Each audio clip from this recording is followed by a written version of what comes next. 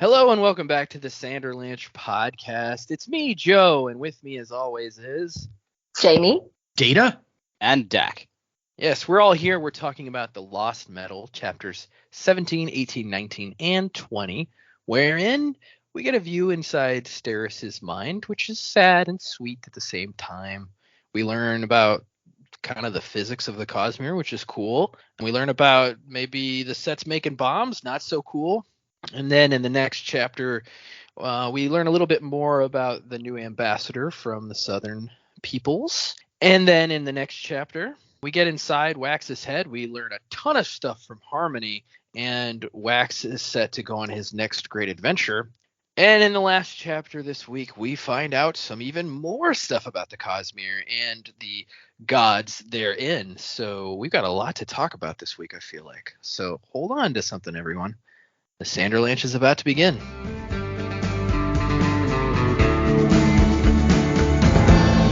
man can truly outlast all the mistakes of his past. There's no haven here for me that's safe from my memories. But when your borrowed time is through, I'll be with you.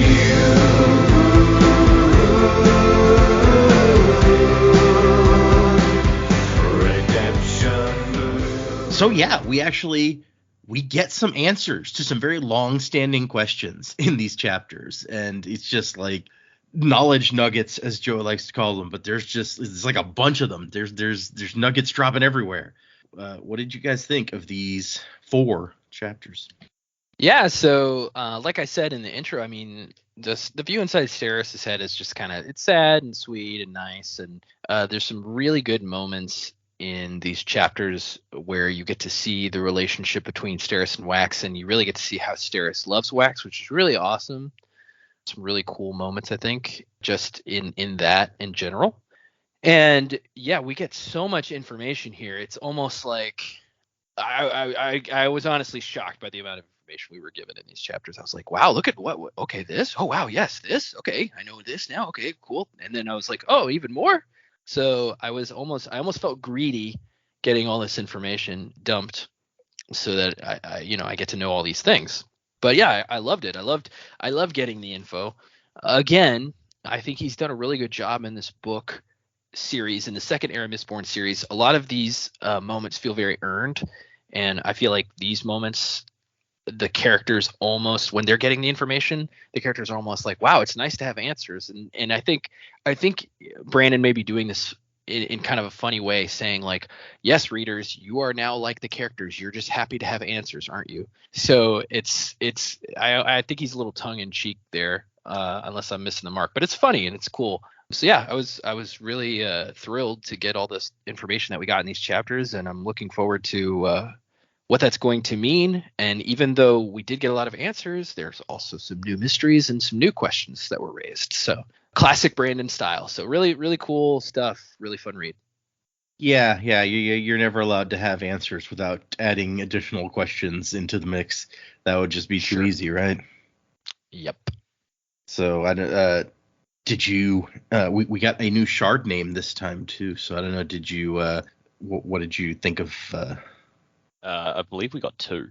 Yeah, well, we got the name of another person, but I didn't know if that was the shard name or not, because it's not like the name. It doesn't sound like a shard name. Because it's Odium or whatever. That's an aspect. Is it? I wasn't even thinking about that. I was just thinking about the Says or the Harmony section. But yeah, you're right. Yeah, like no, Odium is like hatefulness or something. Oh, okay. So I knew that was another shard. I didn't know if it was like the name of the person, because he names autonomy as Bavadin or Bavadin. Oh, gotcha. So I wasn't sure if that was the name of the shard, like the aspect, or if it was the name of the person who's holding the shard. So, but yeah, no, autonomy. I thought it was a very cool idea, and I think it's well done. I mean, the thrall aspect, and when I say thrall, I mean like the avatar aspect. I feel like that's a little overdone, but it does have kind of a different twist on it. They're not mindless thralls. They get raised up to basically aspects themselves. So that portion of it I think is pretty cool. But yeah, the idea of autonomy and how it's explained is very intriguing for sure. I'm glad Dak remembered that one because I'd totally forgotten that we got. Oh, I had it that. written down in my notes. Yeah, I had it written down. I forgot. So yeah, no, I really liked it. I actually really liked the Steris chapter and getting her viewpoint. And honestly, there was a lot in there that I was like, oh, I see a lot of me there, and I'm not comfortable with it.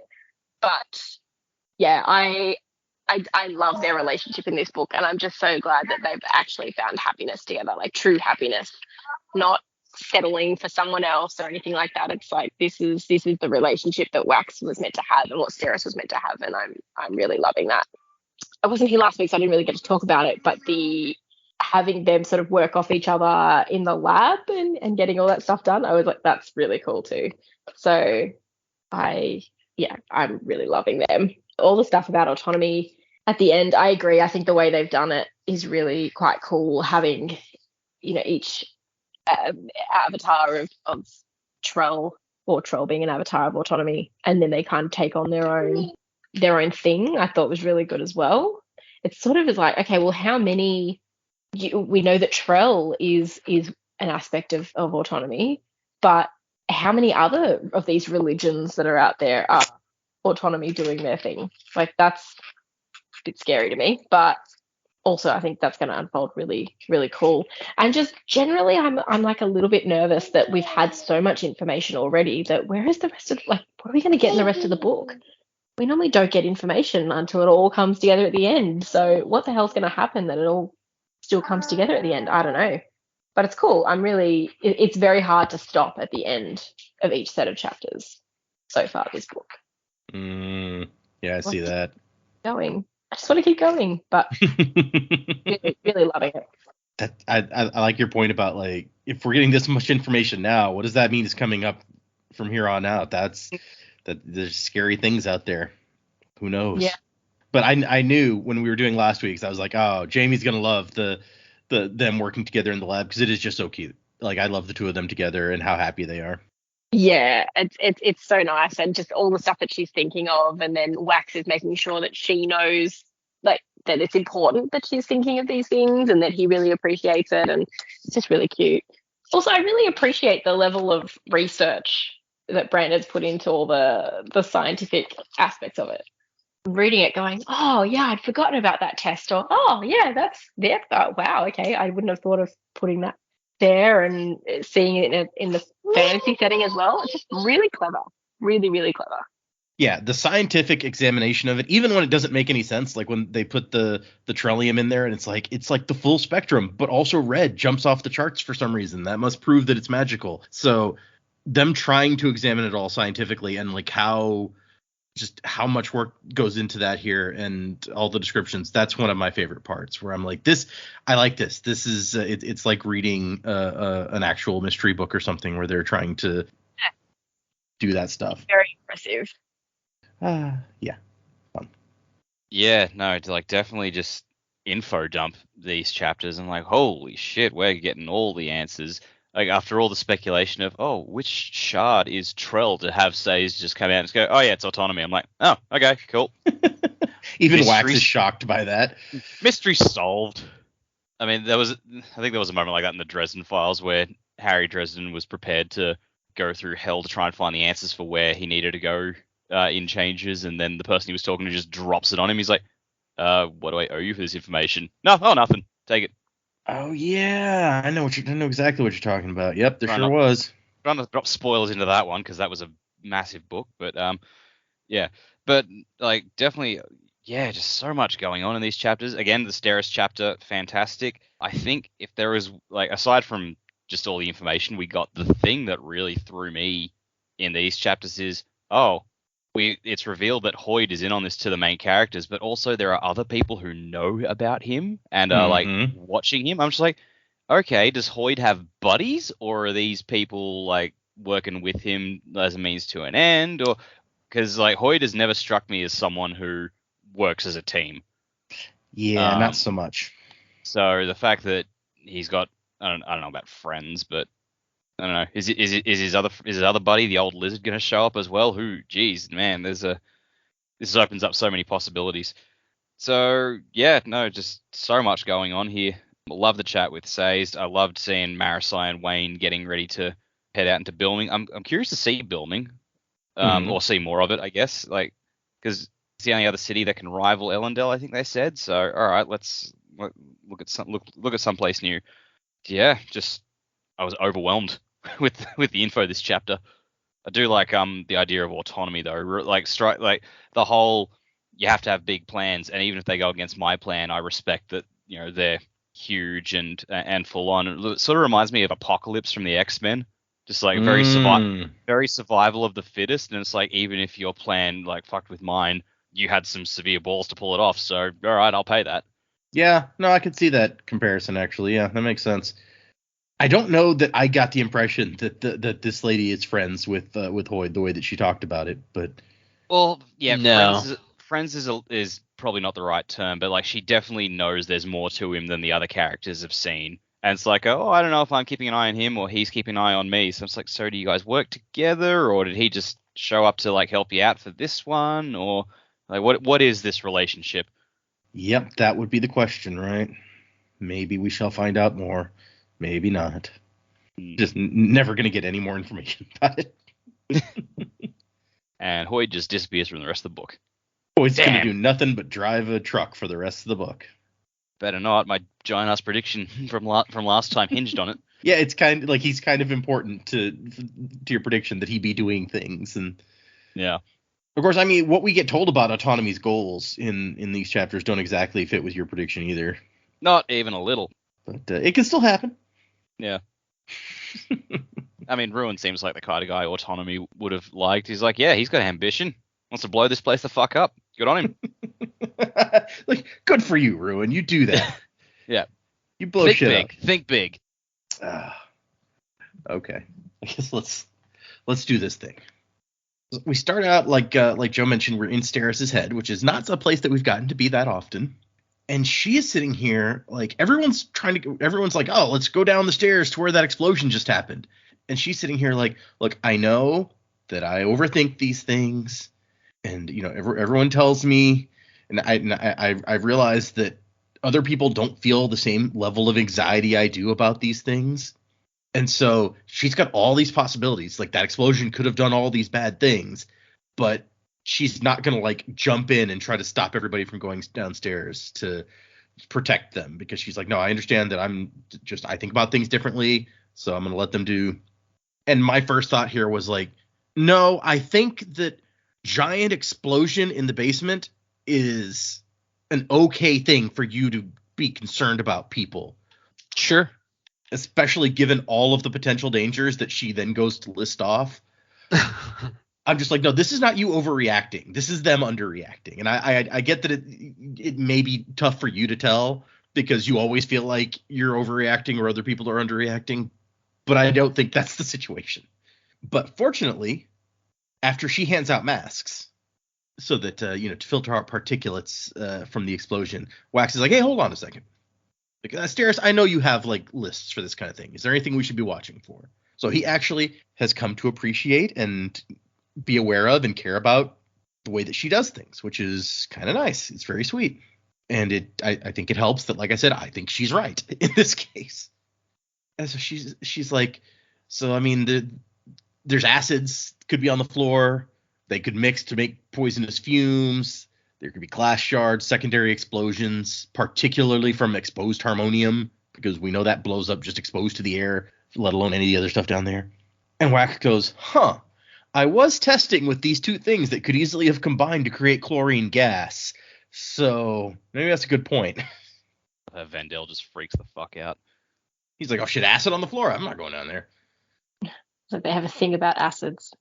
Understand. Like, we've learned this since last time. Like, he noted Melon getting kind of weird about the giant frozen acid ice block or whatever. And he was like, oh, what's that about? And I guess since then he's kind of gotten the idea that, hey, they have concerns about these things. Don't know if he understands that acids can kill them, but I feel like that shouldn't be that big a leap. But Maybe that's just because I already know.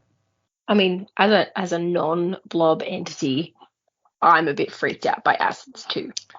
So Yeah, no, fair point. You don't need to be boneless to be scared of acid. What a sentence. But it does help. I don't want to get melted. I also don't want to get turned into the Joker or anything. So Yeah, that's less likely though. nothing good gonna happen from acids is my point. One time. That happened one time. That's not Unless- true. Acidity is what makes honey never go bad. Unless you count like Harley Quinn in some of her origin stories. So anyway, back to that honey. That's a good point. Like lemon juice is fantastic, and that's acidic. We Yeah. have stomach acids and things that are helpful. acids have their place. Sure, Each just like bases. hydrochloric acid has its place. I just don't feel like you don't want to come into contact with all of them, you know? Acid has its place. My skin and lungs are not some of them. And so they get down there after they've kind of ventilated the place to get rid of the chlorine gas. It has like powerful ventilators installed in the walls already, so that's useful. And she's like, okay, we're going to need a new spectroscope, new centrifuge, new walls. Just a new lab, sounds Yeah, like. basically. And so the special explosion box is just totaled. He's like, geez, how big must that explosion have been? It's like survived up to 3 ounces of harmonium detonations. I need a better measurement than, ounces of harmonium. I understand that maybe I think they do have TNT. We established in an earlier book that they have TNT. So if I could get like a TNT measurement, I'm more familiar with that. But TNT of dynamite. Sorry, I like that song. Copyright strike. Yeah, sorry about that. I think that's one of the 2 AC/DC songs I have on my. What's the other one? Thunderstruck? No, let me think. Hold on. Long way to the top. No, I got. It's funny 30 because no, actually, Highway to Highway to Hell. It's Highway to Hell. That's the one. Oh, yeah, okay. That's a classic. But I have any because you guys ever read the second book by the guy who wrote Ready Player One? I'm having trouble remembering the name of it. Ernest Cline. Armada. Armada. Thank you. Yeah, it's not a good book. It's not a great book, but in that book, a thing that gets repeatedly brought up is that like this guy inherited from his dad like his dad's playlist of songs that he would play while at the arcade. And so I was like, hey, some of these songs sound interesting. So I just got the whole playlist. And how do you inherit a playlist? I mean, I think it was. I don't remember. You know, it's like on something. Yeah, it's on like a cassette tape or or DVD or CD. I don't remember. It's Man, it's I not. hope like you inherited something else. Like that'd be a shitty will reading. I think he found it in his dad's stuff after his dad died. Yeah, it wasn't like I bequeath to you, my son, my CD collection. That is all. They must be played in this specific order. But yeah, so that's how I ended up with any AC/DC songs, because there's actually a lot of AC/DC on that playlist. But several of them were like ones like instrumental songs, which I like my songs to have some words, so I didn't. Right. I didn't keep those. But anyway, so that was a weird tangent. But so he gets in there and he finds some like leftover remnants of metal. He's like, okay, we need to test this. It's probably not like the metals we were going for, but we want to make sure. And also, if some of this is harmonium, then we want to go ahead and keep that because that's valuable. So, and Vendel's like, I think we discovered something kind of big here, because that was very little harmonium, about 0.5 gram is what Wax says, which now that I think about it, I don't think fits with. Oh no, it was ounces earlier, and this is grams. So let's just mix our measurements also while we're at it. But he's like, this is way bigger than it should have been. I think that we have just experienced some sort of investiture to energy, explosive energy. I don't know if we'd call it kinetic energy or what, but he's like, I think that we've just had something where investiture has been directly transformed into energy. Yeah. So basically, in our terms, he split the atom. Yeah. Axis. Yeah, and I was going to point that out, because it says here axi are the smallest possible thing that we know, and so I was like, I guess that means that axi is atoms, unless they don't know atoms yet. And so Vendel starts trying to explain, physics basically. So physical substances, they're all made up of axi. And then there's energy. So there's matter, there's energy. And there's a third thing in this universe, which is investiture, which he calls the essence of the gods. When you burn metal, you're pulling investiture from the spiritual realm and using it to do stuff. And they said, "Oh yeah, you're pulling power from the spiritual world." And just in my head, thought, super ghosty magic. And it's like, oh, if that's all investiture is anywhere in the Cosmere, you can apply that to any magic system here, like the Elantrian stuff, the like the Six of the Dust stuff. It's all just ghost magic. So that's just we're calling it that for the rest of the show. Let's go. Well, I mean, it seems even more that way in Elantris, where it's like you draw a symbol and all of a sudden, like, ghost magic with the door, which is basically like all that energy out there in the cognitive realm. It just spills out and does whatever you shaped it to do. Mm-hmm. Ghosty magic. Yep. Ghosty magic. There's a t-shirt. Super ghost magic. Now I'm thinking of just like a picture of a ghost, like with a sheet, a sheet kind of ghost with like a wizard hat and a magic wand. Fuck yeah, let's do it. Yeah, if that's not in Hogwarts Legacy, then that game's trash. And so Vendel's like, the incredible amount of energy that's trapped inside that matter, and you released some of it. If you found a way to release its full potential, well, Harmony says that the destructive power of it frightens him deeply. So that's not good. And so he's like, I really need to go talk to Harmony about this. And so Vendel takes off. And so Wax looks at Steris and goes, worst case, because Steris is the one who thinks about this stuff anyway. She's gonna immediately like consider all the possibilities. She's a good person to go to for evaluation, and he knows that. So he's like, what's the worst thing that could happen here? And she goes, what if the set already knows? That sort of shit is why she's easily more than a 7%er. Yeah, right. And so Wax is like, yeah, that's what I thought too. Okay. But she also points out that if they discovered this, probably it was an accident, same as us. So there might be a record of, unexpected explosions somewhere. And maybe that's even how they're going to start the ash mounts, Wax says. It's like you shove a big old bomb in there. Maybe that'll light it up again. Who knows? Now, I have to interject here. I know this has come up in like most of the previous episodes, but this is full Austin Powers right here. We're going to drill the nuclear weapon into the Earth's crust, and then every volcano on Earth will erupt. Like, wow. Yeah. How do we get so much Austin Powers out of this book?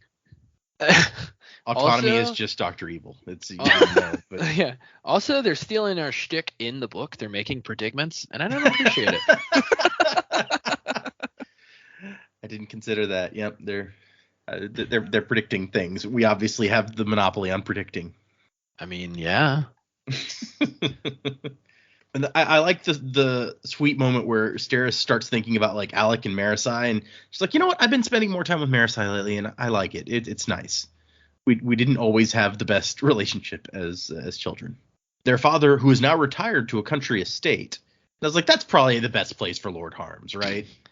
Yeah, I'm imagining him out there, like, on the country estates, like, get these damn kids off my lawn. And it's like, sir, those are birds.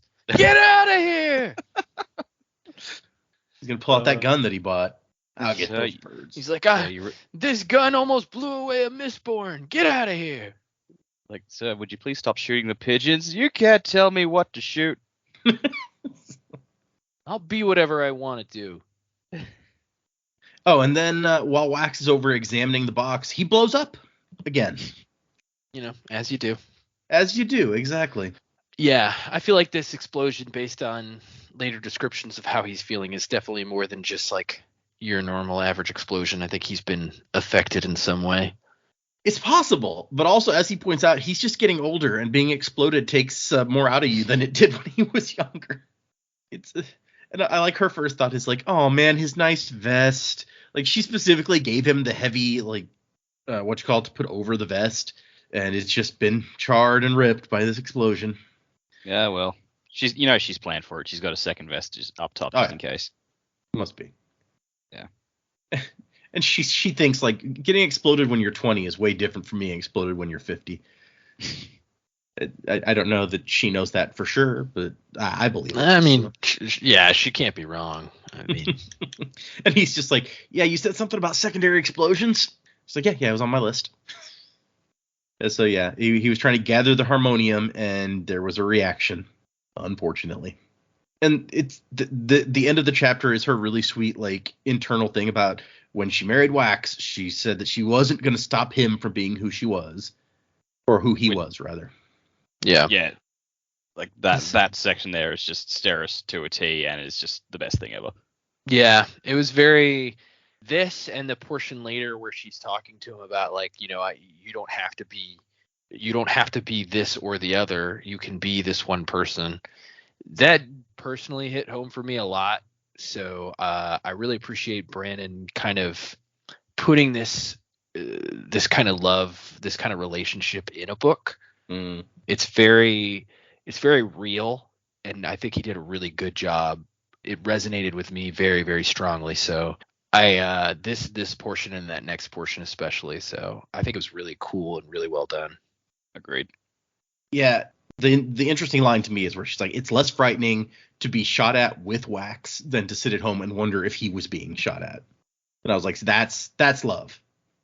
And then he tries to be part of her world too by spending time with her, doing finances, all that stuff that he really hated before, but it almost seems like he's getting kind of into these things, the politics and the everything like that. I think it's much like his marriage to Steris itself. At first, he started doing it out of obligation, but then, like, as time, he realized he genuinely did enjoy those things, and so, in effect, like, you know, he enjoyed being with her. So, it's, just an extension of that. I also appreciate, and I think just to speak more to what Dak was talking about, I think Wax is very good, eventually that is, at finding enjoyment in like almost any activity. Like, you know, he has his things that he really likes, shooting guns, doing experiments. But I think given the opportunity, like, to just see something from a different perspective, I think sometimes he's pretty good at finding enjoyment in things in general. So it's kind of a cool trait, I feel like. Yeah. Just before we move on from Steris as well, one thing I'm going to bring up, because it happened to me last night and it was funny. I was just in Instagram and, you know, just hit the search function, was randomly scrolling through like whatever memes were in or images were in just the search function. And as I'm scrolling, I realized, my phone has finally clued into the fact that we're doing Sanderson related stuff, maybe because I looked at our page on Instagram, because it started recommending memes based on the Cosmere to me. And I only know this because I didn't click on it, but there was a meme that popped up. It was the meme from Invincible with the dad going, look at what they need to imitate a fraction of our power. And all I could see was over his face was the name Steris. I'm like, staying away from that one. Yeah, that's probably a good idea. Like, oh, crap. Instagram's finally caught up. Now I want to try to find this exact meme about Steris. It may even be like last night I added, or no, maybe it was today.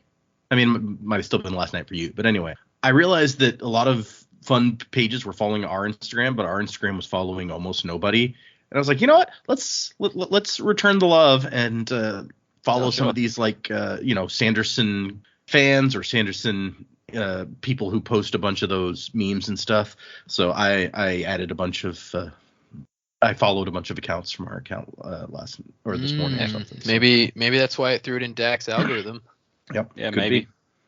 And so Marasai and Alex sit down, and he's chewing gum, and it says that chewing visibly was a cultural taboo for him, which she finds odd because it's like, shouldn't eating be the one thing you lift your mask for? Which, yeah, that occurred to me too. I was like, did they like lift their mask, stick some food in, and then put it back down to chew? Like that seems like a pain in the butt. Yeah, whatever, man. Their culture. Right, yeah. Yeah, that's how I ate during COVID, so they can do it. Yeah, okay, fair point. And we find out that from Alec that the new ambassador is Dahl the Primary. He is very well respected by the hosts, capital H hosts. And Marasai has to explain to Wax, no, respected by the hosts, that means he was successful in war. And they're like, oh, okay, so he's like a warrior, war leader guy. That's not good. Turns out he's the reason that all the other tribes have united into the Malwish Consortium. He went down there and just beat everyone up. Could be. And Alex says that it's not exactly a threat, but if the consortium has finally been achieved, the 5 nations agreeing to put a common face northward, then it's a symbol. They send you their best and they want you to know it. And I love him calling Wax adjective Waxillium. He's like, I can't come up with names to throw in there anymore, so you're adjective. They want you to know they will not be bullied. And so apparently leaving the bands of mourning behind in the last book is kind of a big deal down south. Alec tries to explain it. He's like, it's like we left you with the body of our dead father. A body that is also a powerful weapon. No one was happy about this. And then Wayne comes in and goes, you all got blowed up and you didn't wait for me? And Sarah says, Waxillium got blowed up. The rest of us merely witnessed it.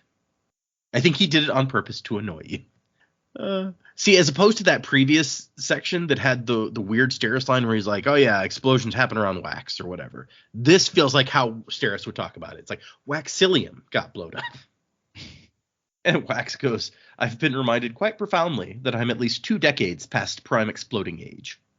Now I'm trying to think, like, when exactly is prime exploding age? I got to make sure that I'm not there any longer. I don't want to do any exploding.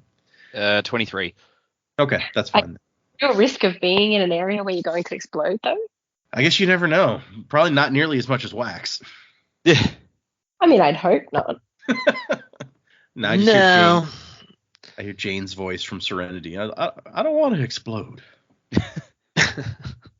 And then Marisai is like, glad you're back, Wayne. We need a plan. And then he's just like, yeah, I'm glad to be back. Being fifth in the room is what every feller wants.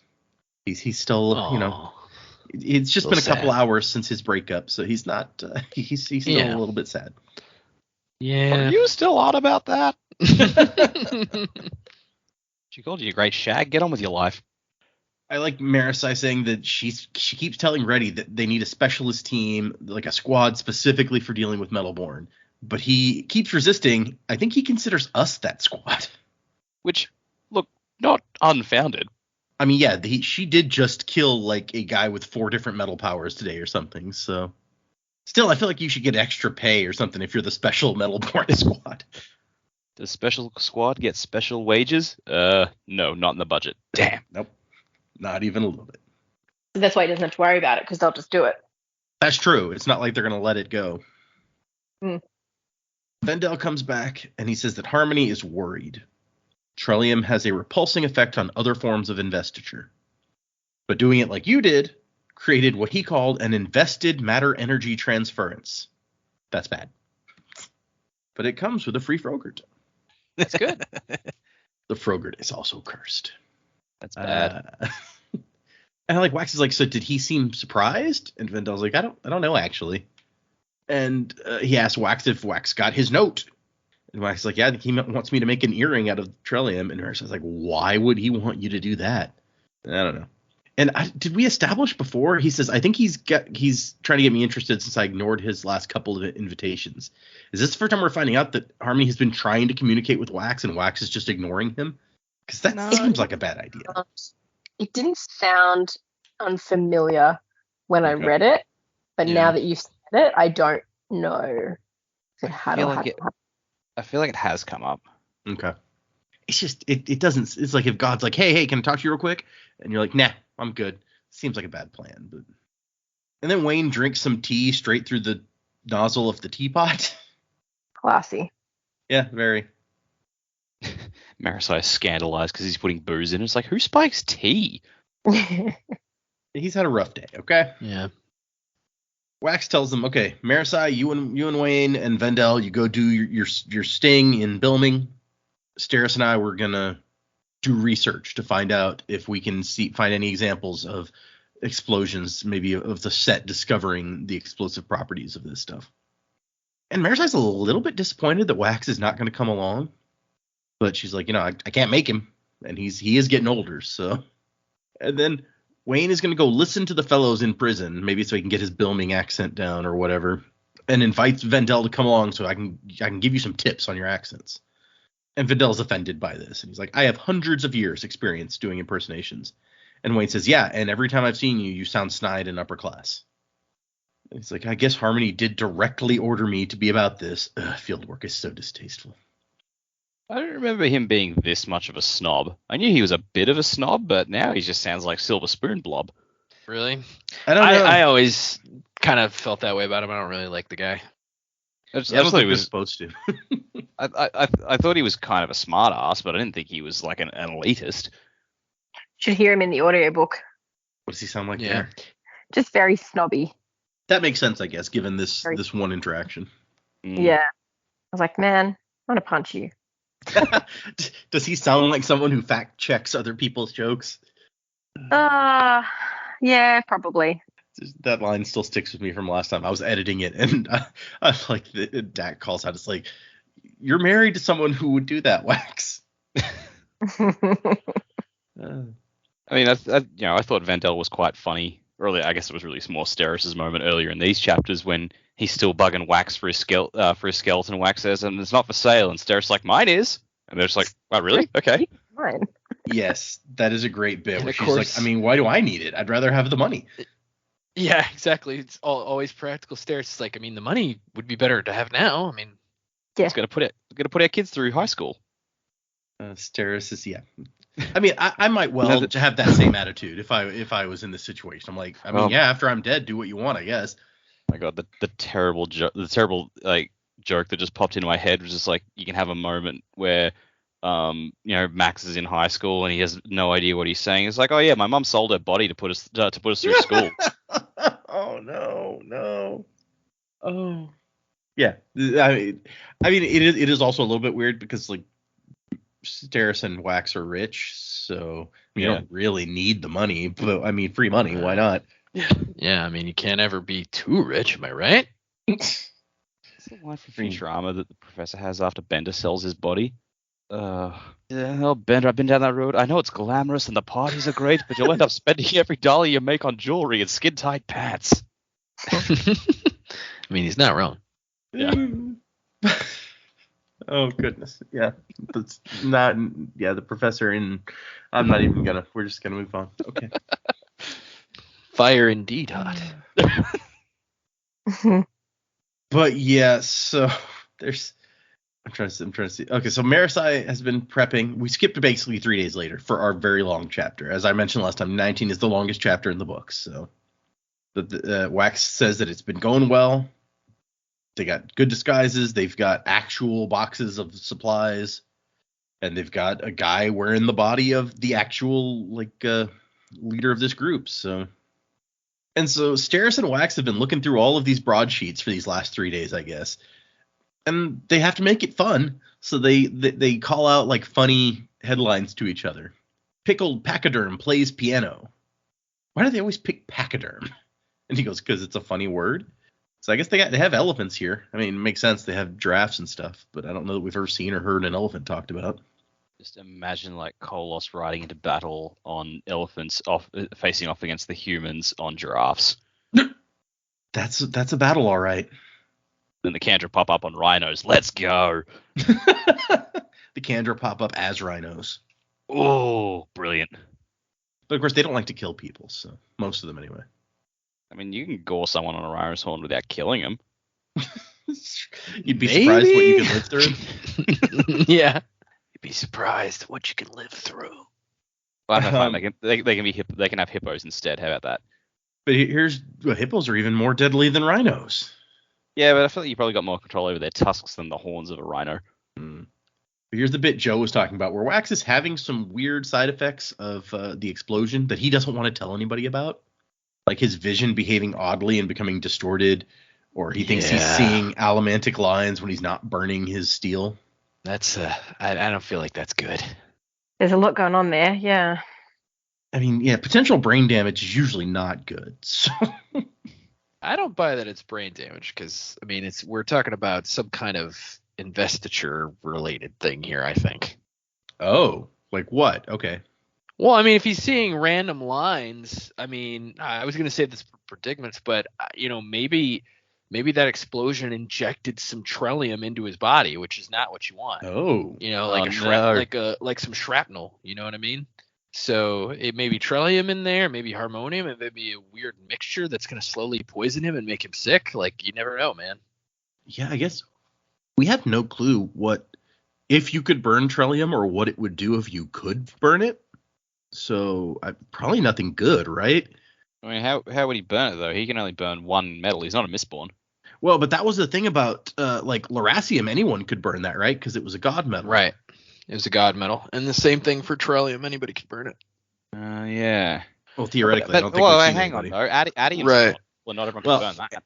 And that was the thing that I think ends up being, because we discussed briefly, although I was like, it's not really a big deal, let's move past it, that not long ago Brandon had like a retcon where he's like, oh, that adium wasn't like pure adium, that was this adium mixed with something else, and so it wasn't really like what we saw in those books wasn't what like pure adium would do.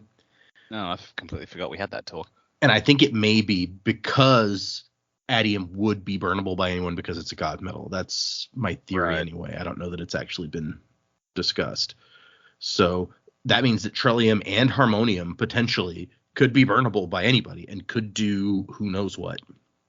But, I mean, who would try to burn Harmonium when getting it wet makes it explode? Oh, that's a good way to lose your lower jaw. Yeah, right? You can lose a lot. You go. I was just like, you can suspend it in oil, so it can be in certain substances. Maybe it's just the hydrogen and oxygen in that specific combination for water that it reacts to. It doesn't say what substance is wetting it, because you can suspend it in an oil solution, right, without it blowing up. So there's got to be something to that. Yeah, I mean, maybe if you suspended it in a solution and then like swallowed it and burned it really fast, you could burn it before it like exploded in your stomach or something. I don't know. Wouldn't want to be the first one to try it. No, because then what if you couldn't burn it after all? Like it turns out, oh, not everybody can burn this. Then you're screwed. You're walking dynamite. Yeah, no, it's like you just down it and everyone's like, did it work? And the guy's like, I don't know. Did you ever see Alien? So yeah, I didn't even. That's a good point, Joe. He could have gotten some of this stuff into him, and it might not be good. Yeah, I mean, anytime I think somebody close to explosion, my immediate thought goes to shrapnel, because it's not the explosion that kills you sometimes. Mm-hmm. Like, you know, you get Tony Stark and you get some shrapnel in you. That's no good. And so they haven't found anything really solid to indicate that the set has discovered, which is why they're still looking, obviously, and calling out snake sneaks snoring snails. I have to admire them for committing to the gimmick. And Steris is like, do you wish you'd gone with Marasi and Wayne? And Wax is like, they'll be fine. They don't need me. And she's like, well, that's not what I asked. And this is when they have that discussion where it's like, you don't have to pick, like, you don't have to be this guy or that guy. You can be you, basically. Yeah, and I've talked about it already, but this is just a really nice moment. It's like I've struggled with this personally in my life, like as being a part of a relationship or in a marriage, and it's like I don't have to, can I be me, or do I have to be the best husband, like this ideal husband? Do I have to be this ideal father, or can I just be myself? And it's been difficult to kind of figure out the balancing act between just being me, but then also living up to responsibilities that I have in my life. So, and I think that's probably something every adult struggles through, but Wax is taking this particular task on pretty late in life. And to have a partner in your life that tells you, it's okay to be you. I love you. I don't love, this husband that sits here and does finances with me just because that's what you do, like, because you do that with me. I love you. Like, it doesn't matter to me. I will support you no matter what your decision is on these things. And that's it was just very well written, and I think a really big testament, hopefully, to the kind of relationship that Brandon has in his own life. I don't know anything about the guy or his marriage, and it's none of my business, but hopefully that's the situation he finds himself in. I'm sure he would probably say that. I've only ever heard him say positive things about his wife and his family. So, but yeah, just really, really nice relationship here. Nobody's manipulating each other or anything like that. It's just really, really sweet. His family did get up to leave in the middle of his talk, and he was like, "Wait, what's going on?" He was afraid they were like going to come up on stage and something was happening that he didn't know about. He was like, "Oh, okay, you're leaving. Bye." It's like, all right, see you later. You hear me talk enough, I'm sure. Given how much that guy writes, like how much time out of his life he spends writing, he must have like a pretty understanding wife there. Although I guess he was probably like that when she married him, so she kind of knew what she was getting into. Somewhat like Steris and Wax. Yeah, actually, that's a good point. And so they start talking about he's like, this situation is so big. Like last year when Vendel asked me to go on a mission, it didn't feel this urgent, which is because Vendel asked you to go and recover like a spike from one of his friends. It wasn't like the world is going to end and the ash is going to return. This does seem bigger, yeah. That wasn't last year. That was like 6 years ago. Oh, that's true. So what's he talking about? What's this one last year when Vendel offered him a mission? Maybe that's when Harmony tried to contact him most recently. I didn't think about that. I just assumed that he was talking about, yeah, I misread that. You're right. Oh, yeah, that's true. I misread the same thing. Did Brandon misread it? Did he mess up? Might be a typo. Who knows? In fairness, it's like in Bands of Morning, it's not exactly like Vendel offered him that mission. Like they kind of strong armed him into it. He offered it first, and then Wax turned it down, and then he kind of, Yep. And so he's like, wait, we shouldn't be looking for accidental explosions. We should be looking for intentional ones, because if they discovered this thing, then they would have been testing it. And that's when they're like, earthquakes. And that leads them very quickly to some Bilming papers where there are reports of earthquakes starting a year ago, which officials went on to explain was them building an underground rail line like Elendel has. And he's like, but wait, like, why would Bilming want a subway? They have an elevated train system that they're always talking about, that they love showing off. And these explosions have been going on for 4.5 years, and they don't have a single line up and running. I think I said it started a year ago. It said starting years ago. Yep. So they've been working on a subway, quote unquote, for almost 5 years, and they don't have anything going. Yeah, it's a pretty. What are the workers doing? Just hanging out?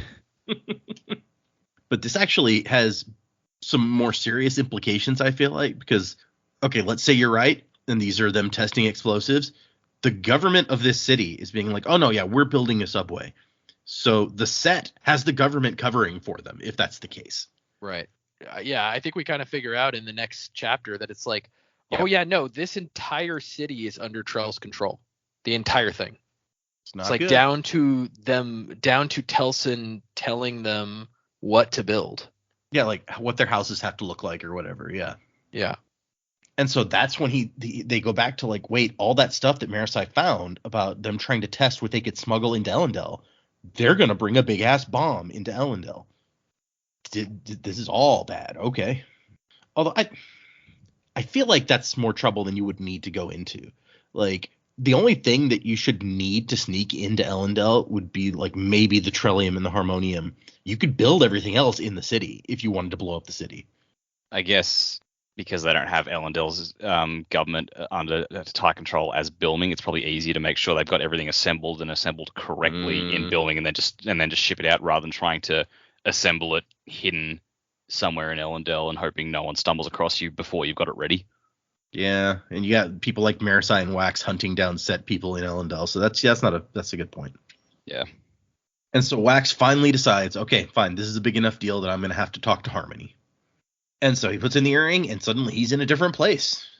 He's staring at Harmony is standing there, a serene figure in traditional terrace robes, kindly eyes.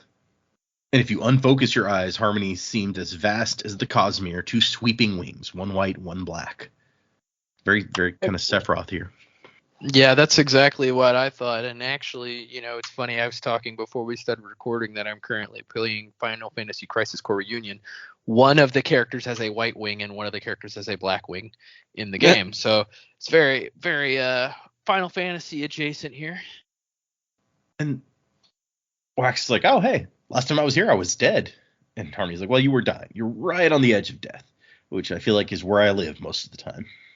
But that redness that was surrounding the planet 6 years ago, not there anymore. He's like, oh, did you get rid of that? And Harmony's like, no. It invested the planet. It invested me. I responded too slowly. It is a failing that grows more dangerous in me. By the time I realized what was happening, it came over me. It doesn't hurt, it dampens my ability to see. So Trell has blinded Harmony to what's going on the planet, more or less. But it also affects his ability to see the future, so he can't see what's going to happen either. I can't see the future. Oh, we both went there. So he says that it'll only take him a few years to get rid of it, which is practically nothing on the time scale of gods, and yet the danger is now. And so Dr. Manhattan thing, like, hang on, something's blocking me from seeing the future. What the hell is this? Yep.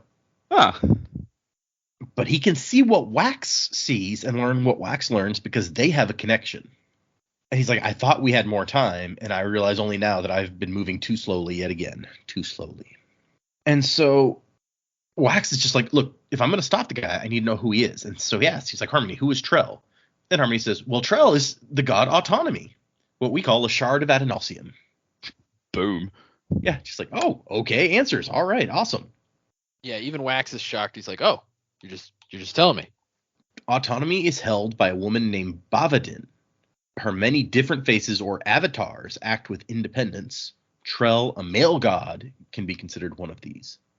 So I guess that means that given Trell was a thing in the previous trilogy, that means Autonomy's had her attention, at least in this area of the Cosmere, including Scadrial, for a long ass time now.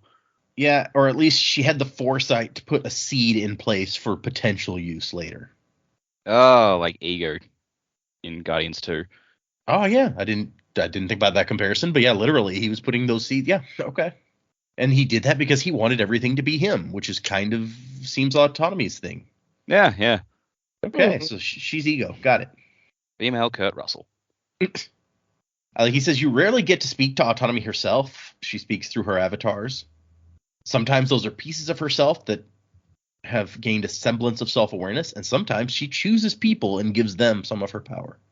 And we found out at the end of the last book that she decided to destroy this world, but now she's been persuaded to let it persist as long as it can be controlled. And he says that last year, Autonomy gave me an ultimatum. As my blinding was taking effect, she demanded I give her this world and move to another. Which, that's bold. Well, and given what we find out about her later, I don't think she would have just let him move to another planet, because she doesn't like the effect of him holding two shards allows whatever world he inhabits to develop too quickly. So, and that's what she's afraid of. So it doesn't really make sense that she'd be like, just move to a different planet. It's like, no, she wants to. That's not gonna work. Yeah, she's like, if she's talking about destroying this planet because it's a threat to her, then that's got to be because of Say's influence. Maybe. Like, why else would she be attacking it while Say's is in charge? Yeah, because I mean, he could just go create humans with the same capabilities to develop as the ones on Scadrial. Now, maybe she's thinking, well, now I'll have control of this one, so I'm on even footing. But really, it doesn't make a lot of sense. Well, given what we learn in the next chapter, she's already ahead. I don't know that it would even be an even matter because, well, we'll get there. But my thing is, I don't even know that he could really disinvest himself from this planet, because we found out that preservation gave more of himself to make the humans self-aware or whatever here. So Sazed is kind of deeply invested in this planet. Ruin and preservation, we think, created this planet. That's at least what Chris theorized when we read the essay on this system. So I don't know that he can just go off and leave it to somebody else. Yeah, if he wanted blood and sweat is in this place. But yeah, I mean, he wasn't going to say yes regardless, so moot point maybe. And so one of the last things he saw was the person Autonomy has chosen as her avatar, and it is Wax's sister. So this is an interesting note that she was the leader of the set. I know that she's, like we said, she's the one who recruited Mr. Soup, but I didn't realize she was in charge of the whole thing. Maybe she wasn't the last time we saw her. Oh, okay. Because this, what does he say? It says the leader of the set. Well, no, I mean, he says Autonomy offered me an ultimatum last year as my blinding was taking effect. So that's 5 years after the last time we saw her. She could have risen. Oh, yeah, okay. Good point. Especially since we saw Autonomy kind of culling some of the set at the end of the last book. True. And so he's like, oh crap, I'm going up against Telsin and she's gonna have like god powers or something. That's not good. And Wax is like, you're only telling me now? And Harmony's like, I contacted you a year ago. You just didn't want to talk to me, and I was trying to respect that. The narration is just like, damn. Damn, yeah, that's the. And at this point, when I was reading this for the first time and recording my reactions, I was just like, Harmony, this isn't like your ex-boyfriend that you're like, oh, I wanted to respect your need. This was the fate of the world. Maybe this is more important than like, oh, I wanted to respect your desires. Yeah, it's definitely an oversight. He says, Wax, it is time again. I need a sword. And he asks, like, do they know about like Marasi and Wayne's plan? Are they in danger? And Harmony's like, well, I'm blind. Like I told you, I can't see. I don't know. I wish I could. I've tried to handle this in other ways and I've failed. So I've come back to the one weapon I've always been able to rely upon. And he gives us an interesting, this may be information we're already aware of, but he says that shards have what we call an intent, capital I, a driving motivation. I have two of them, to preserve and to destroy. Autonomy is driven to divide off from the rest of us and go her own way. She pushes her followers to prove themselves and rewards those who are bold and survive against the odds. Which this very much sounds like survivorism to me. I almost feel like Autonomy and Kelsier could be buddies. Maybe they are. That's true.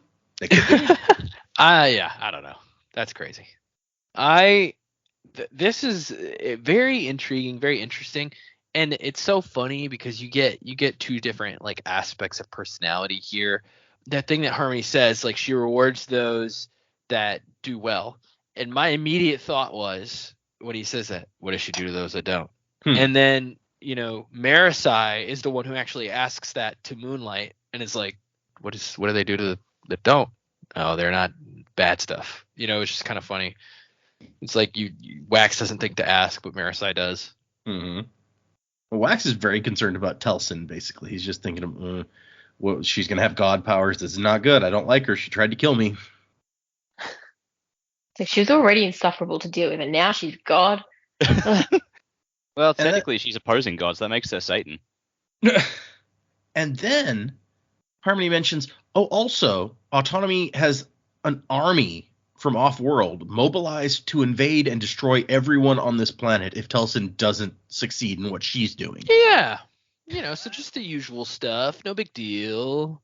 I didn't think that was necessary to mention before this point, but here it is. So either Elendel gets, like, magic nuked or an army invades to kill everyone. This is not... Column A and Column B are both bad.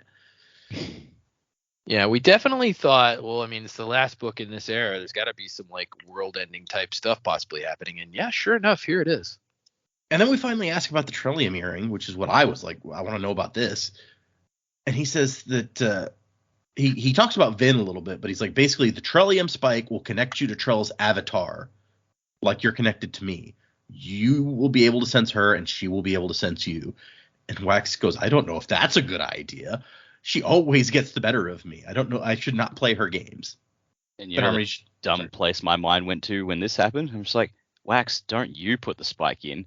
Give it to Wayne and let him get inside Telsin's head. That will drive her fucking mad. Let him annoy the crap out of her. Yeah. That's It's like it's like in the Joker's Revenge or Joker's Return when in Batman Beyond when he's like, oh, well, I like making quips. And then, like, Joker gets annoyed. He's like, hey, this isn't the Batman I know. You can't make jokes. That's not fair. That's not your thing. That's my thing. I love that movie, actually. That was a great movie. Return of the Joker, by the way, is the name of it. And like, Harmony's just like, I mean, yeah, use the earring, don't use the earring. It's a tool that I made for you to use. So whatever you want to do with it. And then he says that I've lost games over and over again against Autonomy, but I still have help I can send you. Some do not realize I was behind their mobilization. So he's got help, and I guess from multiple sources, because I guess some of the help he's sending does know that it's from him, and some doesn't. And so he says, will you be my sword again? And Wax goes, is it absolutely necessary? And Stace goes, I mean, it depends on how you feel about your sister taking my place as this planet's steward. And Wax says, wait, that could actually happen? And Stace says yes, and Wax is just like, damn, again. And so he disrupt Telson's plan and autonomy will abandon her. That's our best bet. And the Wax's like, but what about the army? He's like, well, we'll have to hope that we have time to stop them after we stop your sister. This is not a great plan. Yeah, it's like, yeah, one thing at a time, dude. Who knows if we have time for one thing at a time, though? Yeah, but that doesn't mean you should just like, oh, well, we can't focus on Telson because we've got to worry about the army, because then Telson's still got her thing. Like, That's Telson's true. the more immediate threat. So it's like, yes, you need to prepare for the army, but you still need to focus on her because she's coming sooner. Wax sees Harmony differently in this moment as someone doing their best while being crushed between opposing powers. He needs help, and I'm all there is. And the conversation ends with, like, is there anything you're not telling me? And he says, well, a lot of things, actually. Will any of them hurt, like what happened with Lessie? He's like, well, not on purpose, but I can't promise you'll survive, or that if you do it, will be without pain. And then it says, God asked, do you trust me? And Wax says, no, but I trust her less. That's sad, but okay. And I understand why he wouldn't trust him, but I still like Sazed, so it's sad. And let's see. In the meantime, he comes back to Steris, and he's like, I'm gonna have to go. I'm sorry. And she's had his mist coat laundered for him, which is good because it had that stinky bun in the pocket for who knows how long. And then there's a knock at the door, and he goes out and finds 16 metal vials. One of them with red paint that says, use the others instead of your normal vials, and use this last one only in emergency. Yeah, which I was like, I don't know if this was from Harmony. I feel like Harmony would have just said, oh yeah, I'm sending you some stuff. He said he was sending help. Yeah, but the fact that the person didn't stick around to like say, hey, here's this stuff from Harmony, that, and the letter doesn't say dash Harmony or something like that. It's like that kind of perturbs me. I mean, could anyone else have known that he was about to head out on a mission? He didn't even know until he talked to Harmony. Telson, I guess set something up. It's possible. Yeah. I don't think it's the set. I think it might be our new friends, but who knows? The diamond logo people. Does he still have the earring in? Oh, the Harmony earring? Yeah. Did it say he took it out? Let's see. I don't think it does. No, it doesn't mention it. Because I mean, in Alloy of Law, when he found his trunk full of all his guns and stuff, like Harmony's just like a "you're welcome" in his ear. Like you'd think Harmony could have done the same here. It's true. Okay, and so yeah, I guess who knows? It'll be these are good or bad vials, one or the other. It's actually just cyanide. He pulls out a strong box with 2 fully aluminum pistols from Renette, Vindication 2 and the Steel Survivor, which, okay, these are cool names. And he's even got some rounds designed with secondary explosions for dealing with hemalurgists, which that's badass. Nice. Makes me think of like the Avengers when Loki catches the arrow and just looks at it condescendingly, then it literally explodes in his face. Yep. Let's see. There's more in the box, including Renette's most deadly design, which he decides not to take with him, which is a huge disappointment to me. I'm just like, but the deadliest. Why would you not take that? Because he's not a soldier. He's a lawman. Come on. And I also like that he has a belt with a pouch lined in aluminum for holding his metal vials, so they can't be pushed away from him in the middle of a fight. That's really smart. And then he tells Steris that she's going to have to take care of the Senate and the governor while he's gone, because this is not a good time for him to leave with the new ambassador and all the stuff about to happen, especially if a bomb is on its way to the city. And she's like, I mean, we could ask somebody else. I'm not good with people. I'll just mess it up. And he's like, I think that you're absolutely the best person to represent our house. And she doesn't know if she can do it. And he tells her that he believes in her. And that's enough for her. She's like, okay, I'll do it. If you really think this is the best, then I'll try. And then here's Max. Why aren't you in bed? Because I'm in here. Which, yeah, that's a very little kid thing to say. I like that. And he's like, you need to go fight monsters if I can find them. And Max says, you can. You're the best detector that ever lived. Uncle Wayne told me. No. He said you can find any treasure there ever was to be found. And then there's the cheesy and sweet bit where he's like, I've already found the best treasures, Max. Now I have to keep them safe. Bum, bum, bum. The more you know. Or, some kind of sweet thing. And that's the end of part 1, which was a very dramatic and cool way to end part 1, I feel like. And so we got one more chapter left, but first we have another broadsheet page. Beloved editor still missing. It's been 8 days since our editor's husband and children pled for her safe return. And this mayor don't fuck around. No, right? Yeah. He says something against the mayor, and so she vanishes, which is just that's not the way that you want a city to be working. No, this guy sucks. And then there's an ad for Vif Sparkle Tonic, which it's Vif with an exclamation point. I know the diff, give me Vif. Oh boy. Oh God, what a terrible tagline. I thought it was funny. And then there's the thing about the underground railway that's being constructed. It does seem so bad. Initiated over 4 years ago with a bloated budget that rusts the metals of every filming taxpayer. That's good.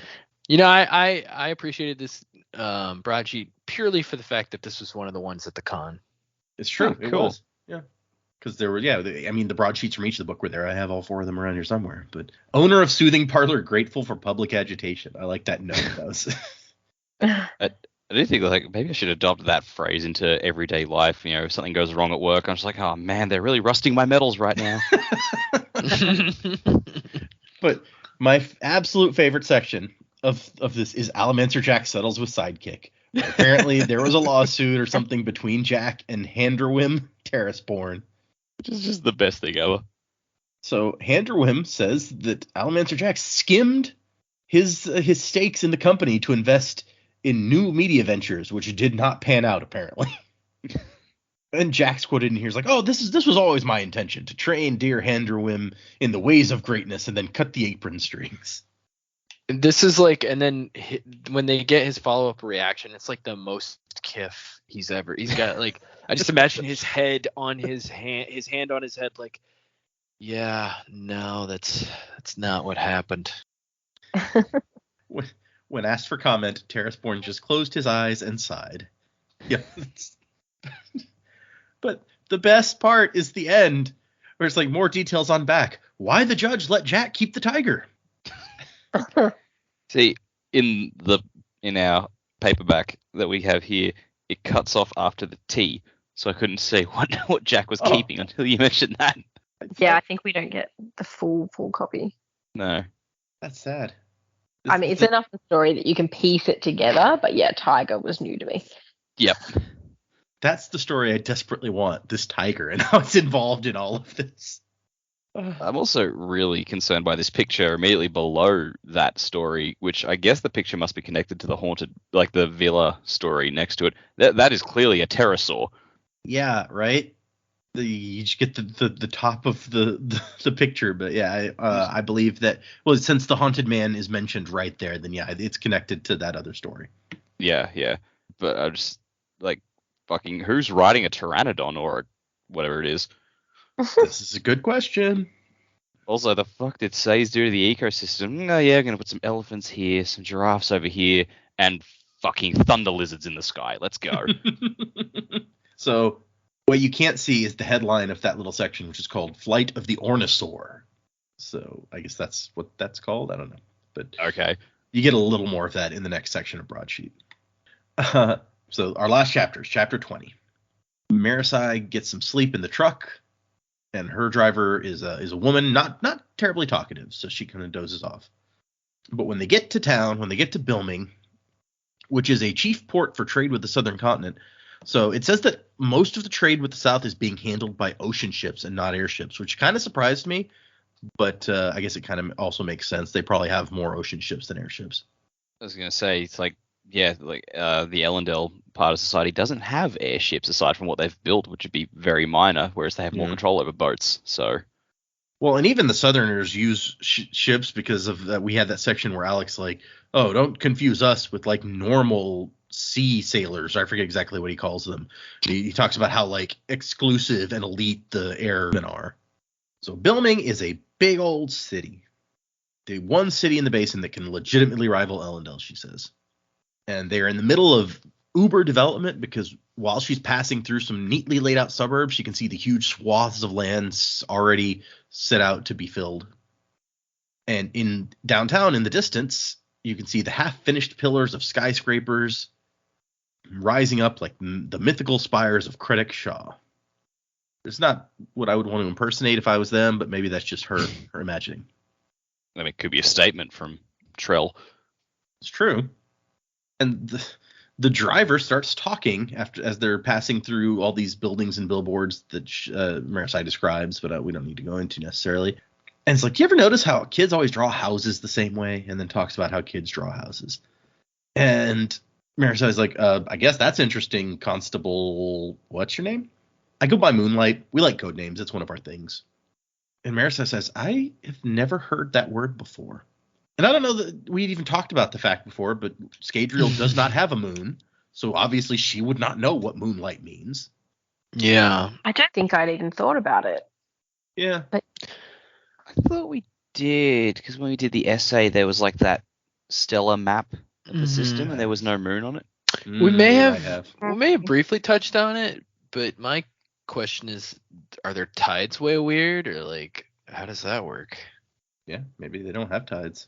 And that's what Moonlight says is, oh, you wouldn't have heard that since you have no moon here.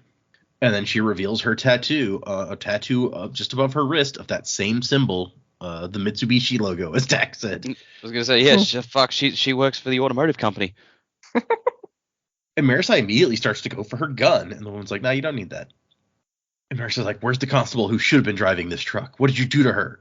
And she's like, nothing. She's fine. But I find it amusing that's the first thing you ask. I mean, I get it, but maybe get your priorities straight, Marasai. Which is just so condescending. And it turns out that this is the lady that Marasai saw in the cave. She gives her a little test by, like, flubbing the color of the mask she was wearing. And she's like, are you human? 100%. I'm not a local, though. And so it says that she has a straight black hair and a ponytail, and uncommon features, a shape to the eyes that Marasai has never seen, with prominent cheekbones. Yeah, this made me think, especially because she keeps talking about art, it makes me think that she came from the world where we read the short story from. Which short story? The one with the art. Emperor's Soul? Yeah. That. Oh, Cell. So from Cell. Yeah, the same planet as Elantris. That one. Gotcha. Oh, yeah, I keep forgetting for some reason that's the same planet. Because yes. it's in a very different part of the planet. They were so isolated from each other. Yes. So yes, from the Elantris planet, because the description, and then she keeps talking about art. I feel like that's got to be where she's from. I hadn't thought about that, but that makes 100% sense. I'm on board with this. That was not my first thought here, but that makes sense what you're saying. Well, yeah, you have more information than we do, so maybe it wasn't your first thought, but it's mine. And so Moonlight talks about how much she hates building. It's all the buildings have to be individual, but the way it comes together is too deliberate and makes it feel hollow. And she says, Mare says, well, why do you think that is? Well, because of Trell's influence, obviously. And Mare says, like, oh my gosh, tell me, please. Like, you clearly have some information I want. Give me. And she kind of does. I mean, at first she's like, I mean, we don't always share our secrets with outsiders, Mare, so I'm just letting you know. Yeah. Just the fact that we've gotten so many characters that are forthcoming with information, it's like it's shocking. It's like, oh wow, I'm getting things. This is okay. Yeah. And Marasai threatens to arrest her, and she's like, man, cops are so similar regardless of planet. Like she does not like cops apparently either. Yeah. Well, then she talks about stealing art later, and I'm like, yeah, this sounds exactly like this lady from Cell that we read about. Maybe that's why she knows. Maybe that's why she knows Hoyd. Because he's the reason she was in jail. Maybe. He was. Yep. He was the Imperial fool back there and got her arrested. Yeah, so could this be her? That made off with the moon scepter, as I recall. Maybe she chased him down and then like she got recruited on the way. It's like, no, don't kill him. We need him alive, but just you follow him and you keep tabs on him for us. It's funny you say that, because when at the end of that story, she's like, and now I'm going to chase down the Imperial fool and get him back. Well, yeah, that's why I said it. At the time, we were like, good luck with that. Like, Hoyd's like, you're going to have a lot of trouble doing that. But yeah, maybe. Yeah. She doesn't seem that mad at him now, if this is the same person. But I mean, she could have already gotten her revenge in some way. Who knows? Yeah, I mean, she may have gone looking for him and stumbled into something much bigger, because she identifies herself as some kind of group. Yeah. So, yeah. And so, yeah, I mean, so this other truck pulls up alongside them. And sure enough, as we were just talking about, Hoyd is the driver of the other truck, the truck with Wayne in it. And Moonlight says, Wayne wound up with Hoyd. Right. Yeah.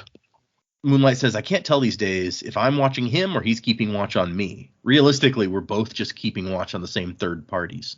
And Mara says, like, Hoyd? He's been in Wax's employ for years. So yeah, it sounds like she's a part of something. It doesn't make clear if Hoyd is a part of something or if he's just an X factor that is aware of them, but they're still just keeping an eye on him anyway.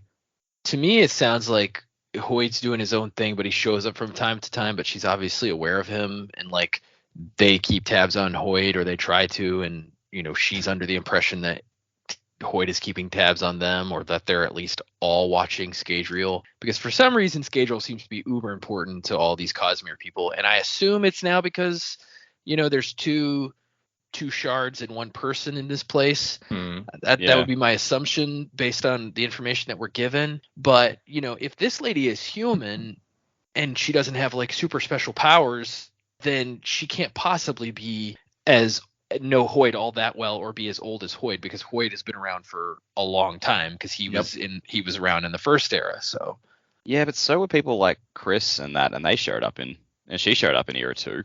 That's true. I don't know that they were. She danced with Wax. And she was definitely around at the time of the first era, because we saw her in Secret History. So yeah, I guess maybe they have super crazy magic. I think maybe time just works differently on this planet. I don't know. Yeah. Oh my god, this Scadrial is Narnia. Hundreds of years here. It's actually just like 40 minutes back on Cell.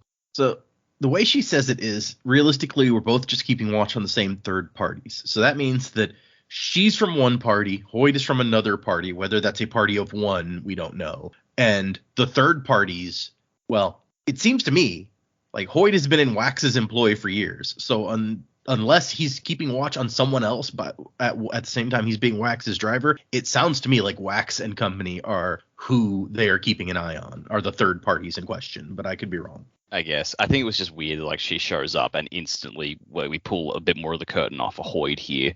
It's like, that seems a bit too in sync, really, to be X Factor-ish, but I don't know. I guess we'll find out. He even gives her a nod. He's like, oh, hey, you're here. Yeah, he's like, hey, what's up? They've both snuck in to be drivers of these trucks on the same raid. It's it's very Yeah, it just like the both of them independently doing that with two of the main characters in their passenger seats sounds a bit too coincidental. It does. Although what it tells me is that probably something big is about to go down in Bilming, and that's kind of worrisome, honestly. Yeah, true. And Marisai's kind of pissed off. Like, what the? I've been wasting time on bank robberies and shit while this was right under my nose. Like, Hoyd's been driving Wax around for years, and I didn't know he was part of some big interplanetary thing. And then Moonlight goes into her whole shtick about how art is destructive, and she uses that to lead into, it's like, let's say you had one of 16 extremely rare pieces of art made by the same artist. How do you ensure yours becomes the most valuable? And Mara says, like, okay, if I play your dumb game, will you tell me about Trell? And Moonlight's like, well, that's what I'm trying to do. And so Marisai's tactic would be to create an air of mystique around hers. You never show it off. You let all the other 15 become so common so that people are just whispering, like, did you hear there's one more that no one's ever seen? And then suddenly that becomes like the big deal. And Moonlight's like, oh, that's actually pretty clever. I like that. Well, what would you do? I'd steal the other 15, and then I can manipulate the market however I want. Which, Joe, now that you've said this could be Shy, like, makes you think, well, she was a thief, so. Yeah, she was a thief and an artist, and like being a forger or whatever was like a super big thing in that world. So yeah, like this is fitting more and more. It's true. I didn't even think about that. Yeah, like stealing is exactly how Shy would probably go about this. And so she's like, Marisai, your planet holds two pieces of them. Like, this is a real thing. These pieces of art exist, and your planet's god holds two: ruin and preservation. That's right. So that makes Harmony the most valuable, the most invested being in the Cosmere. And one of the other 16 decided that the best way to improve his stock was to destroy all the others. And he managed it in a few cases. So, and she's like, wait, so that's Trell? Moonlight says, no, his name is Odium. I'm gonna point out the only reason I knew Odium was a trait sort of description thing. It's not a word you come across very often, and the only reason I know it is because of Muppets Christmas Carol, and the fact and because that's the Patrick only Stewart. place what? No, it's Michael Caine. Oh, my bad. Michael Caine, dude. I was thinking of the other one. Yeah, but I just remember there's a few times in that movie, it's the only time in my life I've ever heard the word odious. And even as a child, I'm like, that's a funny word. What does that mean? And that stuck with me all the years. So as soon as the head odium came up, I just thought, oh, Michael Caine. Odious is something I have heard as meaning, very bad or unpleasant. I think it's hateful. But Yeah. in my mind, and I don't know if this is at all true because I've never looked it up. In my mind, it was related to an odor. This is odious, as in like something that smells really bad is bad. This is bad. Like those two are related. And I don't know if that's in any way true, but that's the way I've always thought of it. They probably got the same root word. But yes, odium is essentially hatred. And Brandon has said that he used that word because hatred didn't sound like a cool name for a shard. So she mentions here that Odium managed to kill a few of the other shards. I'm going to go out on a limb, assume that's what happened to Devotion and Dominion back on Cell. So we know that those two are dead, so that would make sense. She says a few, which Yeah. I would think more than two. So if those are correct, Oh, sure. I'm just going with the ones we know. Right. No, dead. I was just like, in addition to that, if that's correct, if those were two of the few, then that means that there's at least one more out there that he's killed. No, it means there's at least one more that isn't out there. Yeah, exactly. Yeah. So he's killed these holders of the shards, or he's destroyed the shards themselves. That's the thing that I'm not quite understanding. And maybe it's intentionally vague. I vaguely recall we read somewhere that the powers on Cell, like Devotion Dominion, they got splintered and That is the term, yep. blown apart or something, because that had something to do with that was the balls of light. What were they called? Seance. The seance, yeah. And the like those dark balls that chatted Ahoyd that one time. The skaze. Like they were just like little offshoots of the power or something that gained sentience or something. I don't know. Yeah, and my thought when hearing about Odium, based solely on the predictions that we've made about him and his general attitude, is that Hoyd is Odium, but I don't know that fits well enough for me to officially predict that. I don't know if it fits quite with his style. I feel like given she brought this up while Hoyd is they only just talked about him, she probably would have pointed him out, like Odium, that guy. I don't know. I feel like Hoyd operates too independently from an intent, because we've seen firsthand through Preservation, Ruin, and now Harmony that the intent is so strong within these shards that sometimes it's almost like they're compelled to do the thing that their intent is, and they're not really able to act independently enough from their intent. So I feel like Hoyd, based on the character that we've seen so far, is pretty independently motivated. Like, it doesn't seem, of course we don't get all that much of him, it doesn't seem like he's being compelled by anything like super obvious, but maybe I'm wrong. He seems a little bit free to just kind of be where he wants to be. I totally get what you're saying. Yeah, so even like autonomy, which you would think sounds like a really free thing, based on the description that we've heard so far, it sounds like she's really not. She's super compelled to spread herself out and create. And I think that's kind of what Moonlight's saying here. It's like it's an illusion of freedom. It's not even like it's I'm trying to think of a real world example. It's like the kids that, as a teenager, a lot of people want to stand out from the crowd and be themselves, but they also want to not do that. They want to fit in. It's like this kind of conflicting duality of like, I want to be free, but at the same time, I want everybody to think like me. So it's kind of weird. And I think that's the way I feel like autonomy is being described here. In terms of talking about that intent, I mean, we did see in Secret History with Preservation, even to try to save the world, he couldn't stab Elend. Like, Kelsier had to jump in and like shove the knife. So yeah, you may be onto something there. Yeah. Although as far as Hoyd being like a shard of some kind, I don't know if we ever seen, and I mean we haven't seen that many, to be fair. So like, but have we ever seen like a shard just walking around being a dude that we know of at least? No, but I mean, what is the manifestation of hatred besides man? Is that too deep? That's very deep. It's but very okay, deep.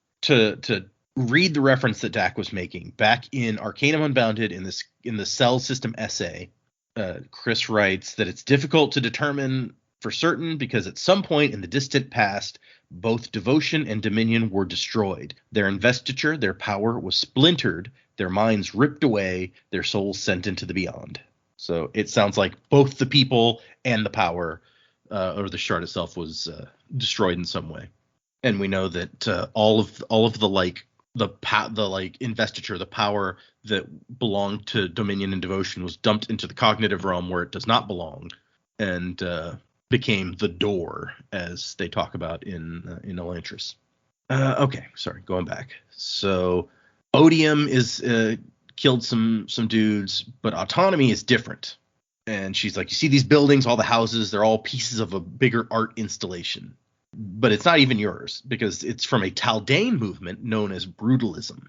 And we've heard Taldane referred to once or twice in essays and stuff. It's another planet. I was going to say, I thought that sounded familiar. Also, really leading into the whole joke I made about, oh yeah, Trell is just plagiarism. Yeah, right? She really is just taking all sorts of stuff. And she's like, that's what I hate about Autonomy. It's this fake individualism, a corporate uniqueness, like advertisements that tell you to go your own way, be your own person by buying this product like everyone else. So Trell is trying to edge out the other gods. She, he, they, it varies, but they don't like engaging with other gods directly. We call them shards, by the way.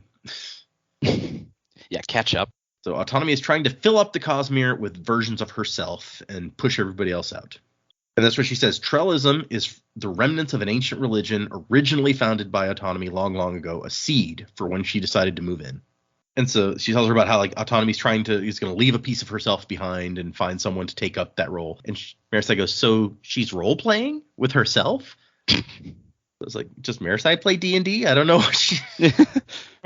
And she's like, your planet is a primary target. 2 shards in residence, held by one person, frightens her. Also, you had gunpowder weapons and electricity before any planet in the Cosmere aside from her core homeworld. So whatever her core homeworld is I guess more advanced because they already had gunpowder and electricity before Scadrial. But yeah, because her way is so much better because she's the best or whatever.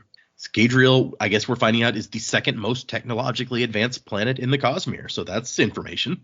Again, this is all running on the fact that this character is correct in everything that they're saying. It's but true. As we've talked about before, that's the easy backdoor for retcons later. Just like, yeah, the character didn't have all the info.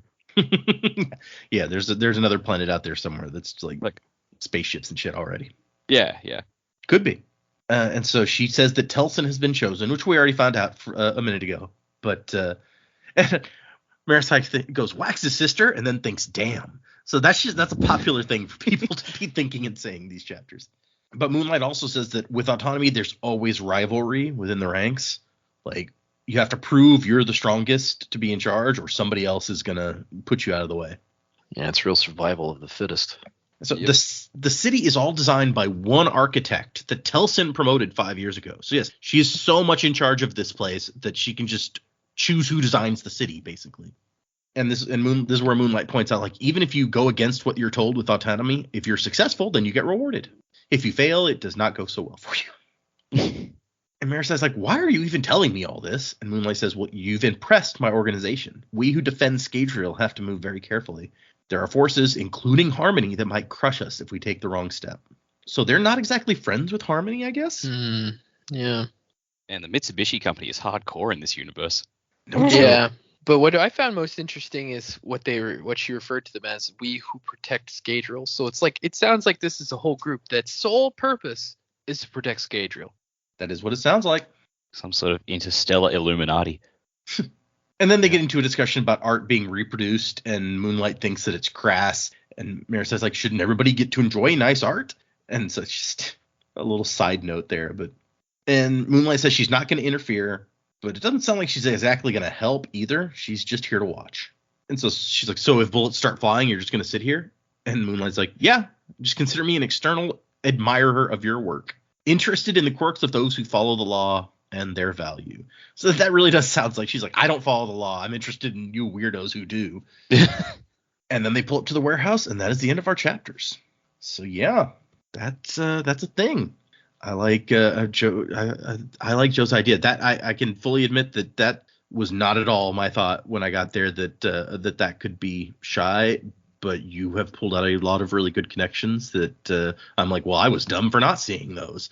It fits nicely. It kind of does. Yeah, if not her, at least somebody, because we, in that short story, I feel like a lot of forgers are similar to her in Yeah, her way of maybe. thinking. So if it's not her, at least somebody like her for sure. Yeah. So maybe a forger from how you're talking, although Yeah. magic on Cell doesn't work well when you get the further you get from your homeland. So I don't know that any of that magic would work at all when you're this far from the door. Yeah, unless they've learned some kind of new magic. It's true.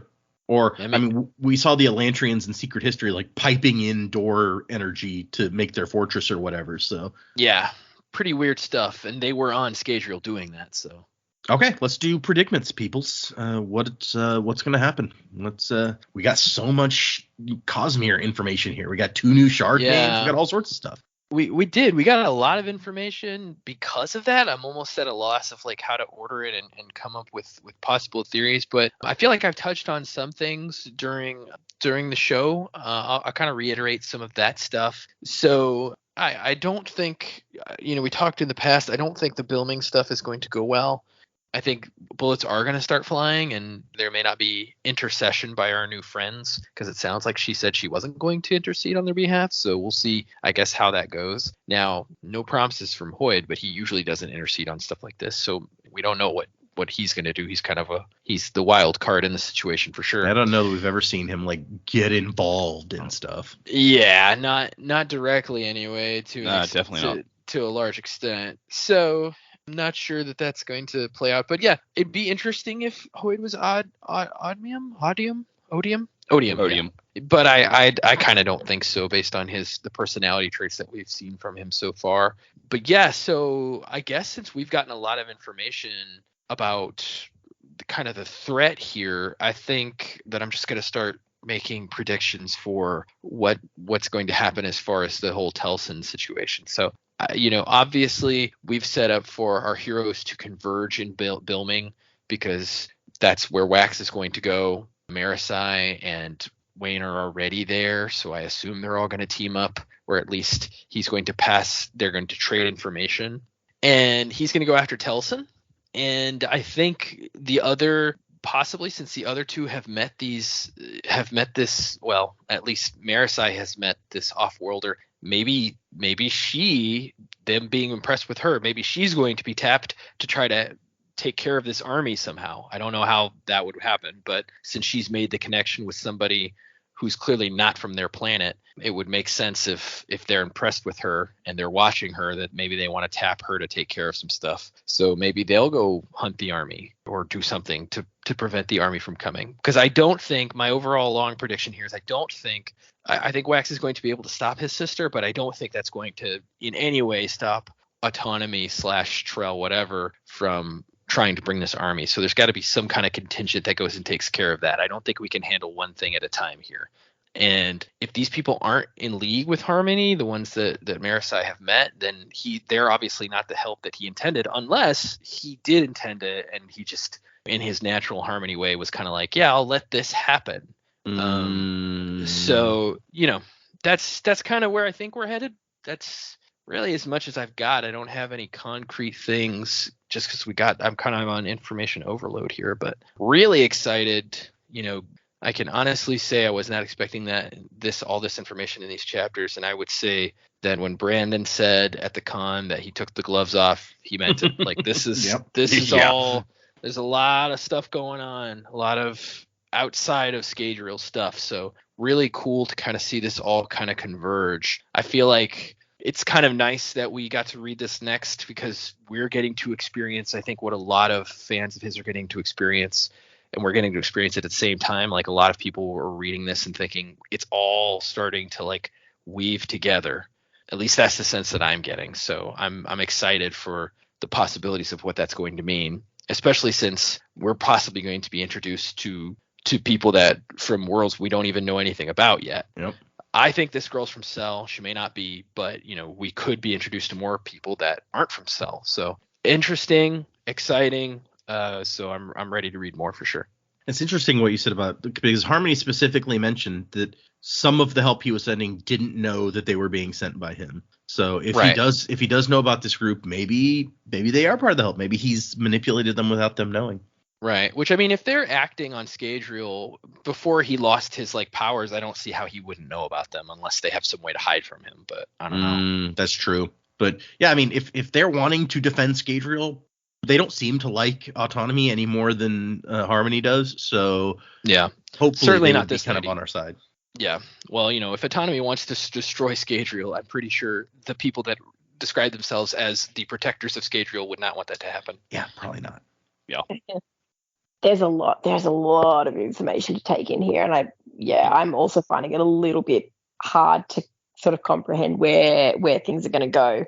We've talked about, we've got our kind of civil war, we've got our war with the people in the north, Malwish, wherever they are. South. Yeah, they're in the south. They're in the south, yeah. And we've got obviously this interplanetary invasion thing coming, so there's a lot going on here. But I think I'm gonna, and Joe touched on it a little bit earlier, but my prediction's a little closer to our crew, well, a lot closer. Wax with the harmonium coming out of the safe, and now his vision going all funny, and these vials turning up. We're reading the Mistborn series. Could Wax be a Mistborn? What if he's split he's split that, and that investiture has come out? Why couldn't the investiture, was it the Lurassium, make its way into him here? Oh. Now he's getting some signs of some powers that he's not used to. Perhaps it's possible that Harmony knows, hasn't said anything, and is just like, hey, here you go, here's some vials. Try this one last. Perhaps the last one is the Adium or something that will help him in the long term. But that's kind of where my mind went straight away when he was having sort of blurry vision and all that sort of stuff there. I'm hoping it's more a force for good than something bad happening to him.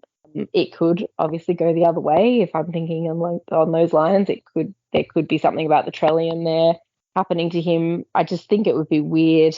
Well, I feel like it would be weird that it would work if it was the Trellium, that you'd also have to ingest and burn different metals. I guess it's possible being on Scadrial, but that just feels a little weird to me.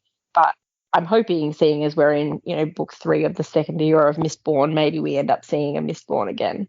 That's a really cool idea, actually. I hadn't even thought about the fact that it's book 4 of the second era, by the way. And Oh, sorry. Yeah, I know that. It's Mistborn, and we haven't seen a Mistborn the whole time. Not even like somebody with enough spikes to make them into a Mistborn, basically. So the idea is that maybe some Lurassium did get created somewhere in there, and the explosion ended up with some in Wax. Is that what you're? That's what I'm using. Yeah. Interesting. So that, if he's a Mistborn, yeah, those vials could have like anything in them. There were 16 vials, like the 16 metals. So that could lead to all sorts of interesting stuff before this book is done. It would. And he's already held the god power, so I don't know, maybe his body, because I thought about how Elend reacted when he became a Mistborn, and for him it was like instant. Mm-hmm. Even the metal, and he started healing, and that, like, he was good to go. But I don't know. I guess if you're exploded, maybe it has a different way of kicking in. I'm not sure. So, okay, I'm trying to think how exactly it described what his odd after effects. I'm gonna have to go back to it. So I remember he was seeing lines when he didn't burn his metal, but you could explain that if he was burning iron instead of steel and not realizing it. Because you think he would recognize it if he was burning steel, right? Well, yeah, that would be normal for him, I guess. Yeah. But if he's not burning anything, or if he didn't know he was burning anything, like when Vin was first, obviously she was burning her metal, she had luck. So luck. So obviously she was doing it on some level subconsciously, and again, Elend was starting to burn, what was it? Pewter, yeah. So he was starting to heal. So he could be burning something unconsciously if he's got enough of the trace metal in him already. So the other thing that it says, he has two things. He was seeing the lines, and his vision was behaving oddly, distorting at times for just a second or two. So, are there any metals that could explain visual distortion? Don't. Gold? Oh, that's true. If he if another him popped up for half a second, yeah, okay. Maybe just some disturbances. Yeah, I don't know. That would be weird as hell. If like, was that me there? Just no, okay. Man, that's the weirdest double vision ever. Not distortion necessarily, but like your tin obviously has the clarity. But if it was too much, like if it's too much of something, you'd react as well. Yeah, even if you just weren't expecting it, and all of a sudden everything is way clearer than usual, it might seem very strange. Yeah. Or I guess adium, if you're seeing like shadows of the future or something real quick, then that would look really strange, right? It would. Okay, yeah, no, I like this. All right. We need a Mistborn. You're right. I hadn't even considered it, but you're right. We need a Mistborn in the Mistborn series. I'm really not sure after I made that big one last week, which most of it already seems to have been just tossed in the toilet. It always seems to happen to you like the very next episode. Yeah.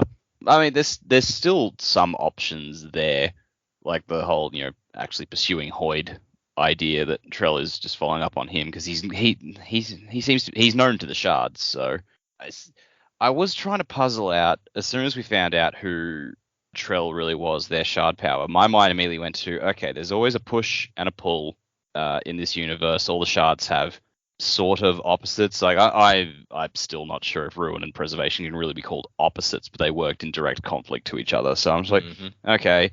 And then on Cell there was devotion and dominion. So okay, does autonomy have an opposite working against her? And is that who's in charge of this organization? So I was like, all right, here along comes the shard of community. But the more I thought about it, the more I was like, I don't know if that like that's still a possibility for out there, but I don't think that's who's behind this faction that's interested in Marasai, because they say, no, we're protecting Scadrial. That's our thing. If it was a direct opposition shard to autonomy, then it probably wouldn't be like that shard wouldn't be like, oh yeah, Scadrial's my planet that I will defend, because I'm sure Sace would have words about that. So I think I might just fall back on, I think Kelsier is in charge of this organization that has recruited Marasai, like I brought up last time. I think, because that is definitely Kelsier's bag. It's like, this is my planet. Yeah, Harmony's the god, but I am here to defend it. Like, I'm actually, like, Kelsier was always the active one. So whether he's been running around the Cosmere and recruiting people to be in his little organization, like, because he likes having a squad. He likes having a gang. Yeah, so he was always big on the crew. That's a good point. So I could totally see him putting together another crew of like the best agents of the Cosmere to defend his homeworld. And so, yeah, I think he's still up to those shenanigans, and now he's picked Marasai as like the newest member of the group. Yeah, no, that would make sense. When you're talking about an opposite to autonomy, I'm like, would Harmony be the opposite to autonomy? I mean, that's kind of... When you say community, it reminds me of Harmony, but that's not necessarily the same. Well, I think autonomy is acting on, like, by yourself. Community is acting as a group. Just boil it down to its most simple functions there. So I think that could be a good contender, but who knows? But yeah, no, I don't think Harmony could really be in opposition, because Harmony already is two created in opposition. It's true. Like, mushed together. Like, Saze is the mashed potato of shards. Mashed potato. Just as a note, someone did specifically ask Brandon if all the shards have opposites, and early on, and his answer was no, that ruin and preservation are not necessarily an example of how it works everywhere else. Oh, okay. Well, throw what I just said out then.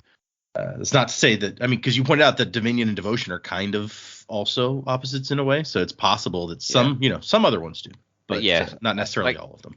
Yeah, I guess it was I'm also thinking of, I think even Steris brings it up at the start of her chapter. Everything here is like metal and alloy, push and pull. Scadrial has the 16 metals that each one has its alloy, which does the opposite effect, or sort of. So that's just, it had my mind thinking in that term of that sort of binary. But all right, Brandon says otherwise. In the bin.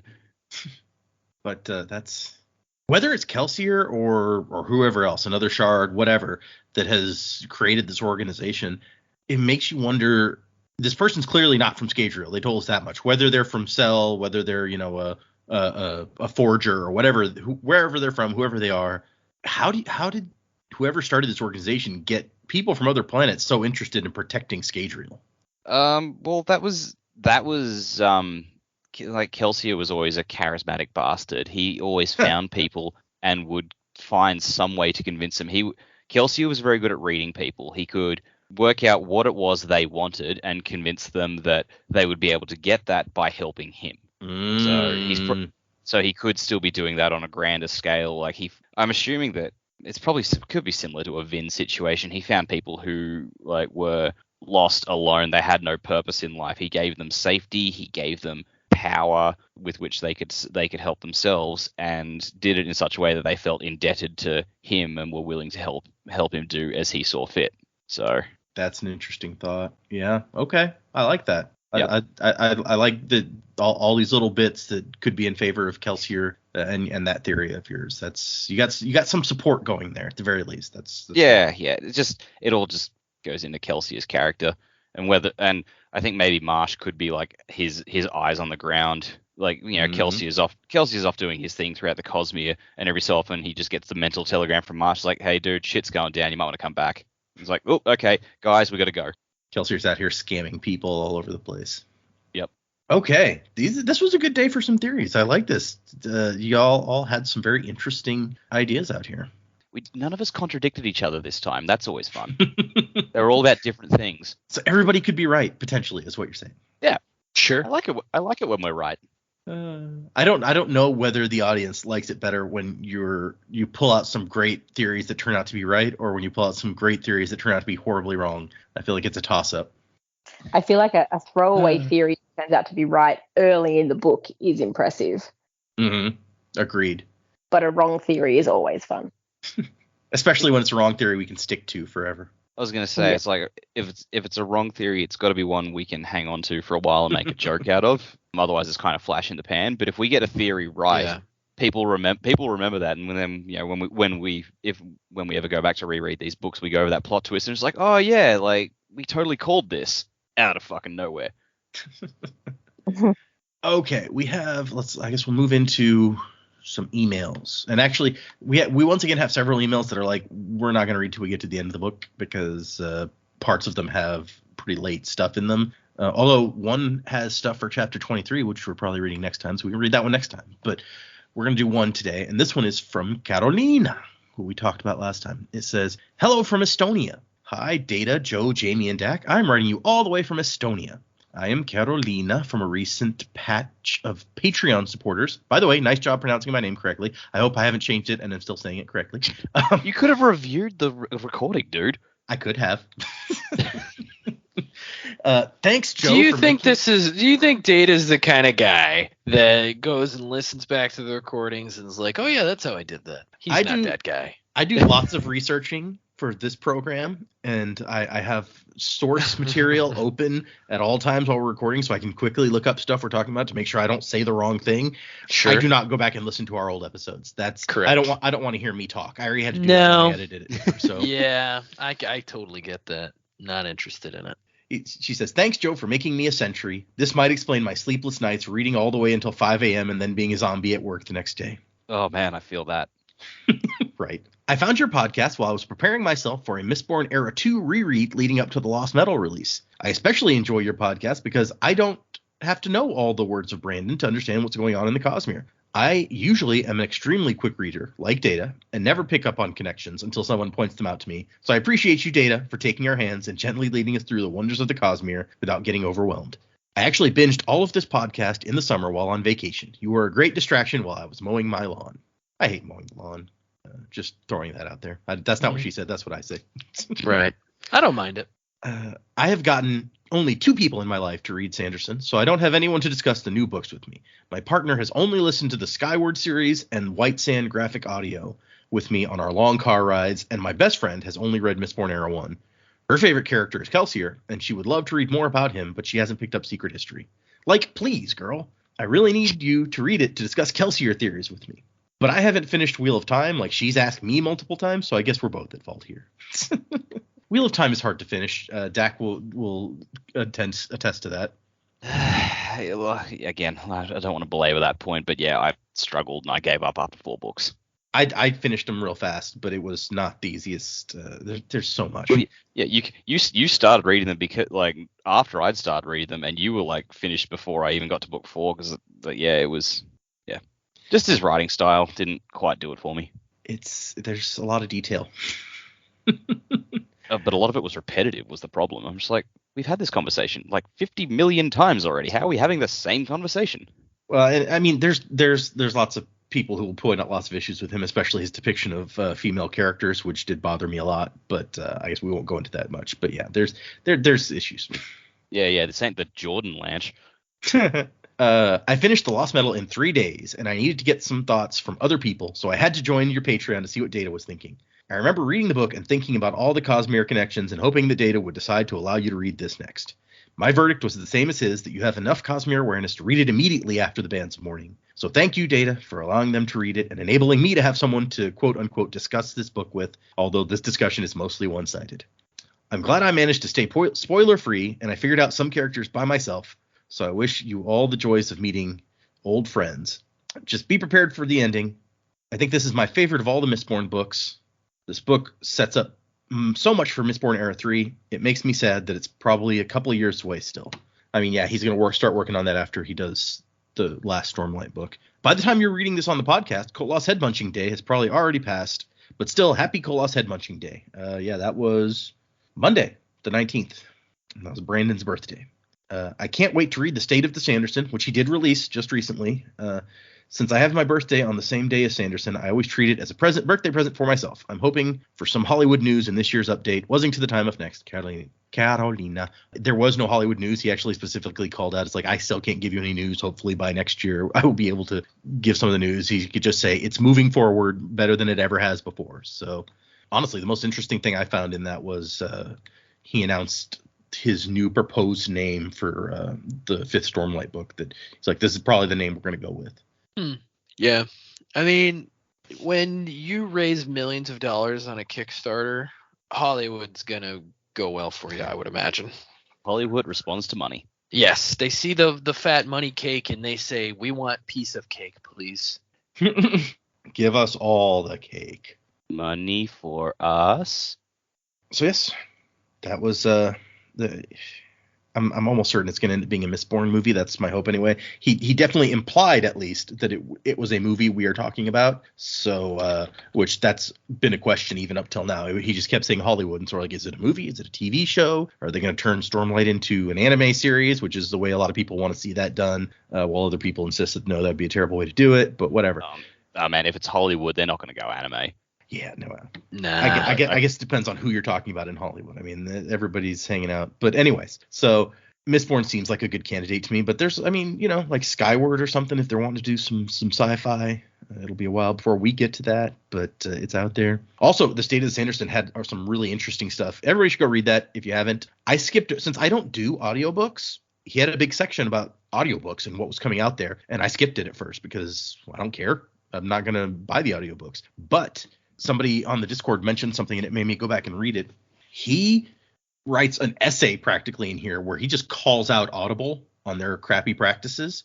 And he says that the books from the Kickstarter are not going to be available on Audible for the foreseeable future. And he says that they treat their authors very poorly, particularly indie authors. The deal Audible demands of them is unconscionable. And I'm hoping that providing market forces and talking about this issue with a megaphone will encourage change in a positive direction. So he says, the current industry standard for a digital product is to pay the creator 70% of the sale. That's what Steam pays the creator of a video game. That's what Amazon pays on ebooks. That's what Apple pays for app downloads. Audible pays 40% to the creator. Wow. He says that even brick and mortar stores only take like a 50% markup. Audible pays authors less than a bookstore does, when a bookstore actually has to, buy storefronts and pay staff and warehousing and all that stuff. Wow. But that's not even the worst. If an indie author doesn't agree to be exclusive to Audible, they don't get 40%. They get 25%. Disgusting. It really is. Like, I had no idea. And so he's like, and Audible basically has a monopoly right now. Like, that's where people go for their audiobooks. And that's why they do it, because they can. Yeah, exactly. And so he basically says that he went out and looked for some other companies that were willing to take on Audible, because those are the companies that he wanted to support to start trying to create competition in the arena, so that there would be, market forces would make them be willing to pay people what they deserve. And so he's putting these books on Spotify and Speechify.